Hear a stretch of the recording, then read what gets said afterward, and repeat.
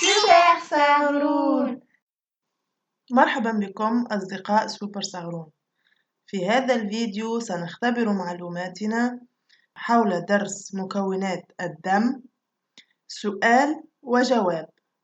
هذا الفيديو موجه لتلاميذ السنة السادسة الثلاثي الثاني. تابعونا لآخر الفيديو، ولا تنسوا أن تشتركوا في القناة وتفعلوا الجرس ليصلكم كل جديد.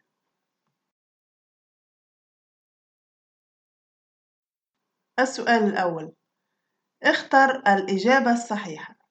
الدم هو سائل لزج أصفر اللون، سائل لزج أحمر اللون ذو طعم مالح، سائل لزج ذو طعم حلو. نأخذ وقتنا في التفكير ثم نمر للإجابة.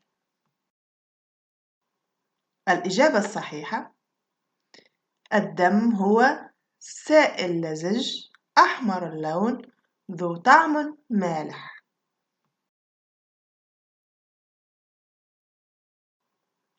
السؤال الثاني، يتكون الدم من. دائما سنختار الإجابات الصحيحة. إذا يقول السؤال: يتكون الدم من كريات حمراء، كريات بيضاء، البلازما، الشرايين، صفائح دموية.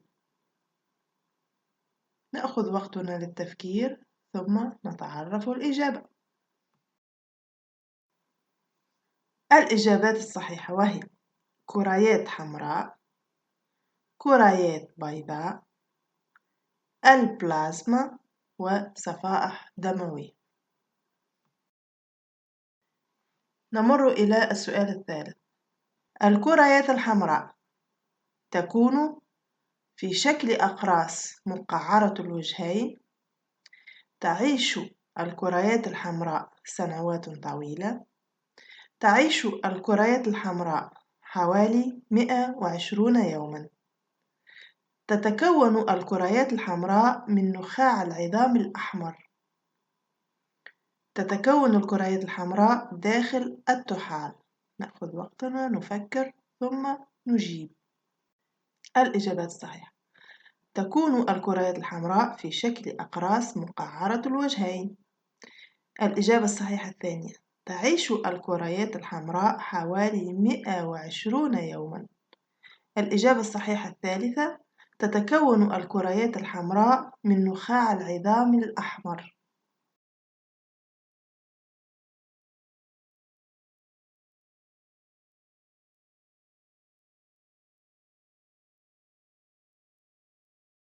نمر إلى السؤال الموالي.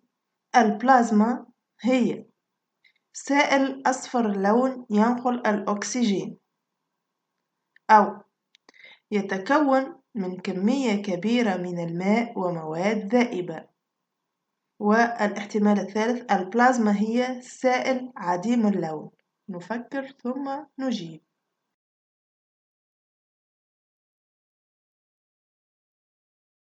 الإجابات الصحيحة: توجد هنا إجابة واحدة صحيحة، وهي أن البلازما يتكون من كمية كبيرة من الماء ومواد ذائبة، وهو سائل أصفر اللون لكنه لا ينقل الأكسجين.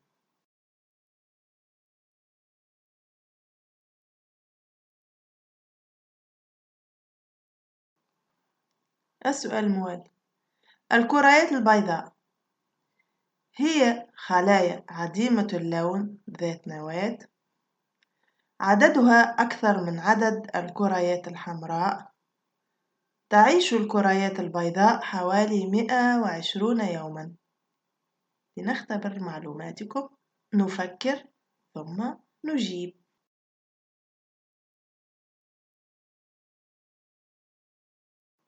الإجابات الصحيحة: إذا الكريات البيضاء هي خلايا عديمة اللون ذات نواة، وعددها أقل من عدد الكريات الحمراء.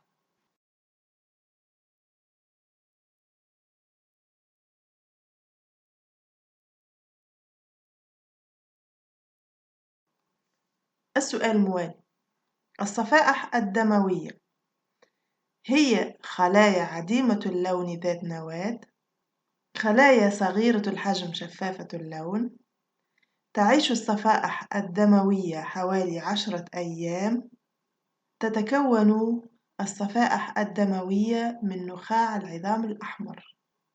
نفكر ثم نجيب.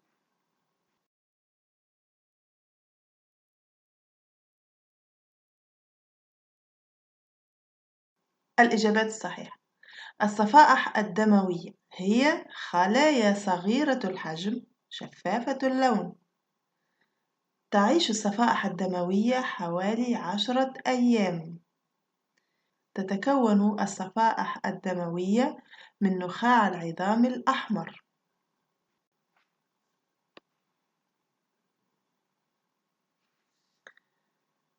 إذا أعجبكم هذا الفيديو لا تنسوا مشاركته مع أصدقائكم لتعم الفائدة على الجميع. دمتم بخير، إلى الفيديو القادم إن شاء الله.